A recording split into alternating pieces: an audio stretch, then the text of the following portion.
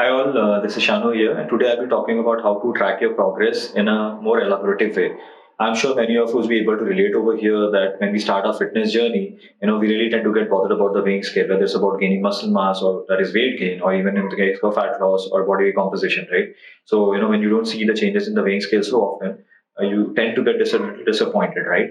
So, is it really the correct way to actually track the progress? Well, maybe you might be right to a certain point where we are tracking the progress of the weighing scale because it gives you a rough idea about how your body responds. But it is not the entire thing, when you are judging your progress, right? So there are several parameters which actually contribute towards your progress, your fitness journey. So I'd just like to highlight few of these parameters one by one. One is nutrition, then training, then your endurance part, your strength level, your vitals, and if you're going through any injuries or any medical condition, obviously improvement in those conditions can actually be a sense of progress for you, right? So, I mean, let's go one by one. Talking about the nutrition part, I think the first and foremost important thing is the adherence part. If you're not able to adhere a plan, well, there's no point in talking even about the progress. So once you're able to adhere to a nutrition plan, let's say you're able to meet the calories, the protein, the fats and carbs, or the overall calories given to you. That's also a kind of progress for you, right? See, judge yourself in a way that you have been following a certain thing for quite a long time, right? Now, एकदम से अगर आप nutrition plan में आते हो in a quantified way, obviously it might not be an easy thing for you for any person, right? So it takes around a week or maybe a little bit more in some cases. So if you're able to reach to that level of 100% in a span of time, I think that itself is a progress for you. Then further, you can be more mindful about your choices, understanding the importance of protein, the dietary fats and carbs, the divisions which has been given to you. That again is a progress for you. Yes, it might not be seen in numbers or it might not be seen in the scale, but as a parameter, that is also an important factor because it does contribute towards your fitness journey. Then when it comes to training, well, training में सबसे important है form and posture. If you are doing a certain exercise for a very long duration and the form and posture is not at all correct, trust me, you're gonna get injured in the long run, right? So सबसे important है correcting your form, techniques, your execution, because many a times when you do a certain exercise with a wrong form and technique, it might not be that you're not able to understand that exercise, but हो सकता है उससे related कुछ movements में या there might be some exercise or some movements that your body might not be able to do. For example, let's say your hip flexors might not be working really well, or your adductors might not be working very well. So obviously, you might not be able to do a squat properly, right? So same way, training में सबसे important है you need to correct your form techniques, and then further when you go or improve with those form and techniques in certain exercises, then the progression can be about how well you can do those exercises. Obviously, the quality of training, and then the numbers. That is tracking the training volume, the intensity, the load, everything, right? So I think a good way would be first, tracking your the form and posture, record your videos, get it corrected by the coach or any expert whoever you're working out with. Once you're corrected with that, then move on to the next phase, that is improving your training progression. Applying the concepts of progressive overloading principle, or several other aspects.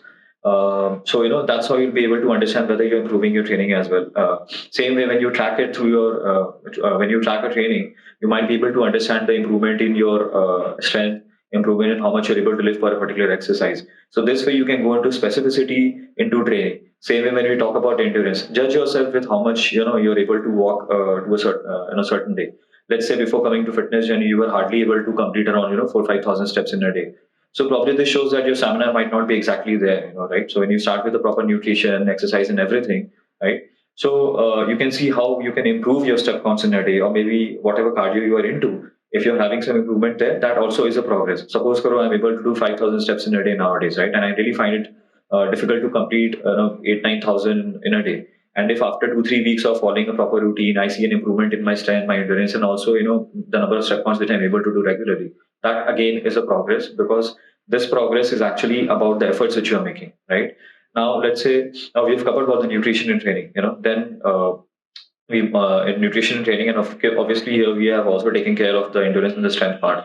Now, other important factor which comes up over here is the vitals. See, a lot of us, are really not aware about the recommended daily allowances of the micronutrients, from nation to nation or from place to place. So, if you think that you have some weakness or some lack of recovery going on, that's always good to go and have your, test done for your vitals.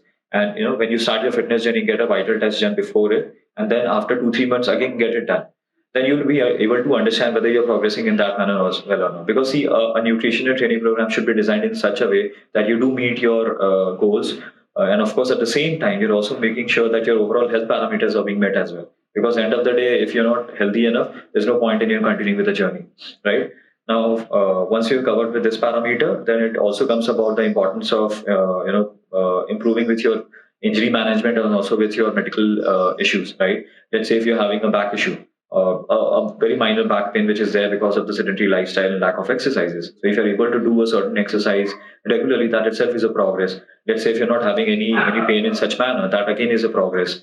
Same way, if let's say you are having a diabetes and you have a certain level of sugar, insulin levels, sugar levels in your body, or maybe you, let's say you regularly go through, higher levels of uric acid or any other health-related issues. So you can keep a check of it and see how well you're able to manage when you start your fitness journey.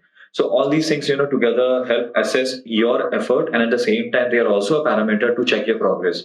Of course, the other factors which we see are the pictures, the changes in your body, the weighing scale, the measurements, and all. See, all these things are there, right? But more important, if you focus on the efforts part, you very in a very subtle way, you actually change your mindset. Very in a very subtle way, you change the direction of your thought process, and that's how you start focusing more on the efforts part than the progress, and eventually you will start enjoying the progress, the process as well, right? So that's how we judge or we parameterize our entire progress. Thank you for watching this video. Do let me your doubts or queries in the comment section.